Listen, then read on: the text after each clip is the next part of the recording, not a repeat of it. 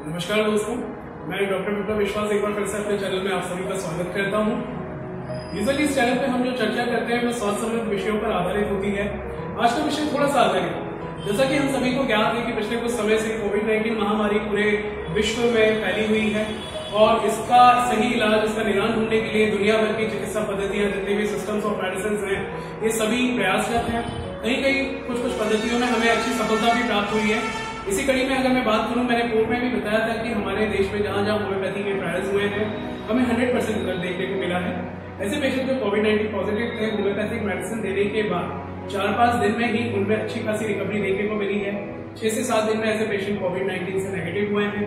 और अच्छी बात ये भी रही है कि ऐसे पेशेंट्स में कोविड-19 के जो घातक परिणाम थे, जो आगे मॉर्बिड इसमें सिचुएशंस थी, जो प्रोग्रेसेस था, वैसा हमें देखने को नहीं मिला और ऐसे पेशेंट बिना किसी परेशानी के जल्दी ठीक हुए, जो कि एक बहुत बड़ी बात है। अब क्या होता है ना कि हमारे समाज में एक प्रचलन है कि कोई भी व्यक्ति कोई भी चीज जब आगे बढ़ने लगती है तो उसको सपोर्ट करने के लिए तो कम लोग आते हैं, उसको गिराने के लिए 10 लोग ज्यादा आ जाते हैं। कुछ ऐसा होम्योपैथी के साथ अभी भी हो रहा है और सालों से होता आ रहा है। रिसेंटली न्यूज़पेपर आर्टिकल में होम्योपैथी मेडिसिन के बनाने के तरीके को लेकर के उन्होंने इसको क्रिटिसाइज किया, उसको डिफेम किया, उन्होंने इरैशनल बोल दिया इसको। रिसेंटली एक न्यूज़ रिव्यू में मैंने देखा था कि कोई सुपर डॉक्टर साहब आकर के एक इडियटिक सा कमेंट देते हैं, उन्होंने कहा कि होम्योपैथिक प्रैक्टिस मींस क्वैकिंग। तो मैं यहाँ बताना चाहूंगा कि 6 साल एक मेडिकल ऑर्गेनाइजेशन में पढ़ने के बाद, एक मेडिकल इंस्टीट्यूट में पढ़ने के बाद, जब कोई मेडिकल एस्पिरेंट पढ़ता है, उस समय पे वो पूरी मेहनत करता है, पूरे लगन से पढ़ता है, चीजों को समझता है, रोगियों की सेवा करता है। इसके लिए कई बार वो ना समय पे खाना खाता है, ना समय पर नींद ले पाता है, क्योंकि उसे आगे भविष्य में एक अच्छा चिकित्सक बनना होता है और वो अच्छा चिकित्सक बनता भी है। जब वो फील्ड में आगे प्रैक्टिस करता है, उसे आप एकदम से आकर के बिना कुछ जाने, बिना कुछ समझे आप प्रैक्टिस बोल देते हैं। तो जब मैंने ऐसा सुना तो सुन के मुझे भी थोड़ा बुरा लगा, थोड़ा क्रोध भी आया और उससे ज्यादा मुझे हंसी आई, क्योंकि जब मैंने इसकी गहराई को समझा तो मुझे पता चला कि एक प्रोपेगेंडा है। क्योंकि ये सब इनसिक्योर है, ये लोग बहुत असुरक्षित महसूस करते हैं, स्पेशली जो एलोपैथिक फार्मास्यूटिकल्स हैं। पिछले कुछ समय से इनकी जो सेलिंग है वो कम होने लगी, चाहे वो दर्द की दवाई हो, महंगी महंगी दर्द की दवाइयाँ, चाहे वो आर्थराइटिक पेशेंट हो, चाहे वो स्पाइन कंप्रेशन के पेशेंट्स हो। तो ऐसी दवाइयों की खपत कम होने से इनके बिजनेस में कमी होने लगी है। उन्होंने अपना एक प्रोपेगेंडा शुरू कर दिया। उन्होंने लोगों को फंड करके या तो न्यूज़पेपर में उल्टे पुल्टे इन्होंने अपने आर्टिकल्स देने शुरू कर दिए, या फिर सॉकॉट कोई भी एक बुद्धिजीवी टाइप के व्यक्ति को पकड़ करके होम्योपैथी को डिफेंड करने के लिए स्टेटमेंट दिलवाना इन्होंने शुरू कर दिया।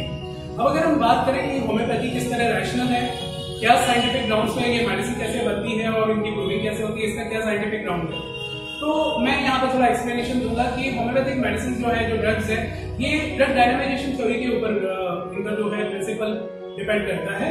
जो मेन प्रिंसिपल है that is drug dynamisation. Drug dynamisation में क्या होता है कि जब भी आप किसी सब्सटेंस को आप एक पार्टिकल से और छोटे पार्टिकल में तोड़ना शुरू करते हो, तो इस मूवमेंट पे एनर्जी रिलीज होती है और सेकंड मेडिसिन पार्टिकल जो छोटे टुकड़े बनते हैं उनकी काइनेटिसिटी बढ़ती जाती है। जितना ज्यादा आप उनको तोड़ते जाओगे आगे ग्रेजुअल लेवल पे, उतनी ज्यादा उनकी काइनेटिसिटी बढ़ती जाती है, उतनी विशेष में एनर्जी रिलीज होती है। तो यही प्रिंसिपल होम्योपैथिक मेडिसिन पे भी अप्लाई होता है। और यही प्रिंसिपल मैं बता दूं, 11th 12th में हम लोग फिजिक्स पढ़ते हैं, हर डॉक्टर 11th 12th में फिजिक्स पढ़ता है, चाहे वो किसी भी पैथी का हो। तो वहाँ पे न्यूक्लियर फिशन, जो कि हमारे एटॉमिक बॉम्ब होते हैं, न्यूक्लियर बॉम्ब होते हैं, वो भी इसी पे काम करते हैं, इसी थ्योरी पे आधारित है। तो एक साइंटिफिक बात ये हुई। अब बात करते हैं कि इसका हमारे बॉडी से क्या लेना देना, इसका हमारे ट्रीटमेंट से क्या लेना देना। तो इसका लेना देना ऐसे है, हमारी बॉडी में जो भी सिस्टम्स है सब रेगुलेट होते हैं हार्मोन से, सिस्टम से, ब्रेन से। तो हमारे बॉडी के जो फंक्शन है, कहीं ना कहीं हमारी मास्टर ग्लैंड पिट्यूटरी वो रेगुलेट करती है सारे हार्मोन्स को। दूसरी तरफ ब्रेन एक सेंट्रल कंसोल का काम करता है, जो कि आपके involuntary, voluntary, parasympathetic, sympathetic functions को कंडक्ट कराता है। पर अगर मैं बोलूं कि इसके ऊपर भी एक सुप्रीम कुछ डायनामिक पार्ट है जो बॉडी को ये सारी चीजें रेगुलेट करने में, ये सारे हार्मोनी को मेंटेन करने में हेल्प करता है, तो लोग पूछेंगे कि कैसे।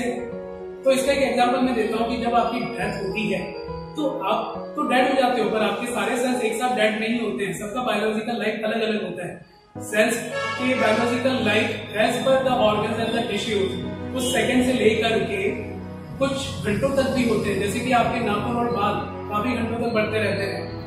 तो जब आप डेड हो तो ये क्यों बढ़ रहा है, या फिर ये बढ़ रहा है तो आप डेड कैसे हो? तो डेड आप इसलिए क्योंकि वो जो सुप्रीम फोर्स था वो फोर्स अब आपके अंदर नहीं है जो इन सब चीजों को को रेगुलेट कर रहा था, वो फोर्स अब मिसिंग है। तो ये वही फोर्स है जिसको होम्योपैथी में वाइटल फोर्स कहा गया है। और हमारी मेडिसिन जो है वो भी अपने आप में डायनेमिक प्रॉपर्टी लिए होती है, इसलिए वो डायनेमिक पार्ट और वाइटल फोर्स का डायनेमिक पार्ट, जब कोई बीमारी बॉडी के अंदर होती है दैट मींस आपका वाइटल फोर्स, आपका जो डायनेमिक फोर्स है वो प्रॉपर फंक्शन नहीं कर रहा है या वो अंडर पावर है, तो ये मेडिसिन आकर के उसके पावर को एनहेंस करता है, उसको इतना कैपेबल बनाता है वाइटल फोर्स को कि वो डिजीज को इटसेल्फ बॉडी से एलिमिनेट कर सके। तो ये तो थी थ्योरी कि कैसे होम्योपैथिक मेडिसिन काम करती है। अब इसके पार्टिकल्स को लेकर बात होती है कि इसके पार्टिकल ट्रेसेबल नहीं है। ट्रेसेबल क्यों नहीं है? क्योंकि हमने 1000, 2000, 10,000, 50,000 बार एक पार्टिकल को इतना बार बार तोड़ दिया है कि वो हमको अब ट्रेस नहीं हो पा रहा है। क्यों नहीं हो पा रहा है? क्योंकि हमारे पास अभी वो साइंटिफिक टूल्स नहीं है जिससे हम इतने फाइन पार्टिकल को देख सके। क्योंकि हमें कुछ दिखाई नहीं देता तो उसका एग्जिस्टेंस नहीं है, ये बात गलत है। ऐसे अगर मैं बात करूं तो क्या आपने कभी लाइट को देखा है? बहुत से लोग कहेंगे हमने देखा है। मैं आपको बता दूं हमने लाइट को कभी नहीं देखा है, हमने इसके एग्जिस्टेंस को महसूस किया है। लाइट जिस मीडियम से होकर गुजरता है वो हमें दिखता है, लाइट जिस ऑब्जेक्ट पे पड़ता है वो हमें दिखता है, पर लाइट एक्चुअल में कैसा दिखता है नहीं पता। अब लाइट में भी जो पार्टिकल होते हैं उनको फोटोन पार्टिकल्स बोलते हैं। उन फोटोन पार्टिकल्स का क्या मास होता है? उनको फिजिक्स में मास लेस बताया गया है, मतलब जिनका कोई द्रव्यमान नहीं होता। तो जिसका कोई द्रव्यमान नहीं होता इसका मतलब उसका एग्जिस्टेंस नहीं है, क्योंकि ये चीज आप होम्योपैथी के लिए भी बोलते हैं। ऐसा है? बिल्कुल नहीं। आप फोटोन के एग्जिस्टेंस को एक्सेप्ट करते हो, उसी तरह होम्योपैथी का भी एग्जिस्टेंस है, होम्योपैथिक मेडिसिन का भी एग्जिस्टेंस है। अब अगर मैं बॉडी फिजियोलॉजी पे बात करूं तो बॉडी फिजियोलॉजी में भी हाइपरटेंशन एक डिजीज है। इसके दो टाइप्स होते हैं, प्राइमरी या सेकेंडरी। सेकेंडरी मतलब जिसका कोई प्राइमरी भी कॉज है, जैसे किडनी फंक्शन गड़बड़ है या आर्टेरियोस्क्लेरोसिस है या और भी कोई कॉज है जिसकी वजह से प्रेशर बढ़ रहा है। पर एक प्राइमरी हाइपरटेंशन वो होता है जिसका हमें कॉज नहीं मिलता है, उसका कोई कारण नहीं मिलता, उसके लिए हम लिख देते हैं इडियोपैथिक। इडियोपैथिक मतलब जिसका हमें कारण नहीं पता। तो जिसका हमें कारण नहीं पता तो क्या उसका मैनिफेस्टेशंस नहीं है? क्या उसका एग्जिस्टेंस नहीं है? उसका एग्जिस्टेंस है, तो हमें वो एक्सेप्ट करना पड़ता है। अब होम्योपैथी का एग्जिस्टेंस इसलिए भी है क्योंकि जब हम मेडिसिन को किसी पर प्रूव करते हैं, हाँ एक और बात, होम्योपैथिक मेडिसिन को हमेशा हेल्दी ह्यूमन पे प्रूव किया गया है, ना कि किसी जानवर, ना किसी गिनी पिग, ना किसी बंदर पे। इस मेडिसिन को हमेशा डायरेक्टली ह्यूमन पे प्रूव किया गया है। इसलिए इसका एडवांटेज हमें ये भी मिलता है कि होम्योपैथिक मेडिसिन देने के बाद बॉडी में physical as well as psychological जो मेंटल लेवल पे भी चेंजेस होते हैं, हम इजीली उन चीजों को रिकॉर्ड कर पाए हैं। और इसलिए ये मेडिसिन दोनों ग्राउंड्स पे अच्छा इफेक्ट करती है और इसलिए साइकेट्रिक केसेस में भी इसका अच्छा स्कोप हमें देखने को मिलता है। तो ये तो इसका मैनिफेस्टेशन था। आप किसी भी नॉर्मल पर्सन को अगर होम्योपैथिक मेडिसिन देते जाते हो बिना किसी बीमारी के, तो उसके अंदर चेंजेस होने लगते हैं। दैट मींस ये मैनिफेस्ट करता है इसके एक्शन को, तो आप इसको नकार नहीं सकते कि इसका कोई मैनिफेस्टेशन नहीं है। अब इसके स्कोप्स की बात करें तो होम्योपैथी के स्कोप्स कई जगह हमने देखने को मिले। रूटीन डिसीजेस के अलावा भी ऐसी पैथोलॉजी जिनको हम इरिवर्सिबल बोलते हैं, यानी कि जो एक बार बॉडी में स्ट्रक्चरल चेंज होने के बाद फिर से उसको ठीक नहीं किया जा सकता, वो बीमारियां भी होम्योपैथी में ठीक हुए। चाहे वो कोई ट्यूमर हो, चाहे वो रेक्टल प्रॉब्लम्स हो, वेट हो, या फिर कोई टॉन्सिलर एनलार्जमेंट हो जो कि रिवर्ट नहीं होता है, होम्योपैथिक मेडिसिन से वो भी रिवर्स हुआ है। यहाँ तक कि ऑटोइम्यून डिसीज जहाँ शरीर के खिलाफ ही काम करने लगता है, उससे बीमारियां उत्पन्न होने लगती है, उसमें भी होम्योपैथी मेडिसिन अच्छा काम करती है, उसको पूरी तरीके से रिस्टोर करती है, ना कि सप्रेशन करती है, ना ही पैलिएशन करती है। तो होम्योपैथिक मेडिसिन के काफी स्कोप्स हैं। यहाँ पे मैं एक बात और मेंशन करना चाहूंगा कि मैं जितना सम्मान होम्योपैथी को देता हूँ उतना ही सम्मान मैं एलोपैथी को भी देता हूँ। मेरे जो गुरुजन हैं, जो मेरे टीचर्स हैं, जिनसे मैंने टीचिंग्स की है, वो दोनों ही बैकग्राउंड से हैं। मैंने एलोपैथ्स को भी फॉलो किया है, मैंने होम्योपैथ्स को भी फॉलो किया है, और उन दोनों के प्रति मेरे मन में बहुत सम्मान है, बहुत आदर है, और हमेशा मैं उनके लिए इस चीज के लिए कृतज्ञ रहूंगा। तो मेरी किसी भी बात में अगर कोई त्रुटि हो तो मैं क्षमा चाहूंगा। आइए समझते हैं होम्योपैथिक मेडिसिन कैसे हमारी बॉडी में काम करती है, कैसे हमें ठीक करती है। एक ग्राफिकल रिप्रेजेंटेशन में मैं आपको समझाता हूँ। अब अगर हम लाइफ को एक ग्राफिक वे में प्रेजेंट करें तो यहाँ पे दो एक्सिस हैं, एक्स एक्सिस और वाई एक्सिस। वाई एक्सिस पे ये जो पॉइंट है ये होम्योस्टैटिक पॉइंट है, यानी कि इस पॉइंट पे आपका वाइटल फोर्स प्रॉपर वे में वर्क कर रहा है, there is no any sort of alteration, आपका पूरा बॉडी फंक्शन एकदम हार्मोनियस वे में, नॉर्मल वे में है, आपको कोई बीमारी नहीं है।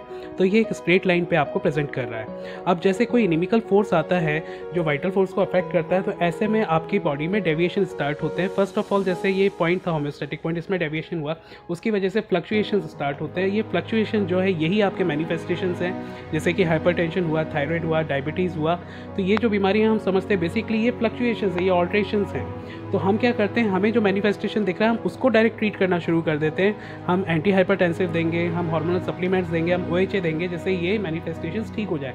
तो समहाउ क्या होता है, ये सप्रेशन हुआ, क्योंकि वो जो पॉइंट था जहाँ पे होम्योस्टैटिक कंडीशन थी हमने वहाँ पे अभी एक्ट नहीं किया, वो डेविएशन स्टिल वहाँ पे परसिस्ट कर रहा है। तो ऐसे में क्या होता है कि डिसीज़ का ट्रांसफॉर्मेशन होना स्टार्ट हो जाता है। ट्रांसफॉर्मेशन ऐसे कि आपने ये सब तो नॉर्मल कर दिया, अब इसकी जगह आप में दूसरे चेंजेस आने लगते हैं, दूसरी बीमारियाँ आने लगती है, आपके अंदर रीनल डिसफंक्शन होने लगता है, गैस्ट्रिक डिसीज़ हो सकता है, या आपको हेपेटिक डिसऑर्डर्स डेवलप होने लगते हैं।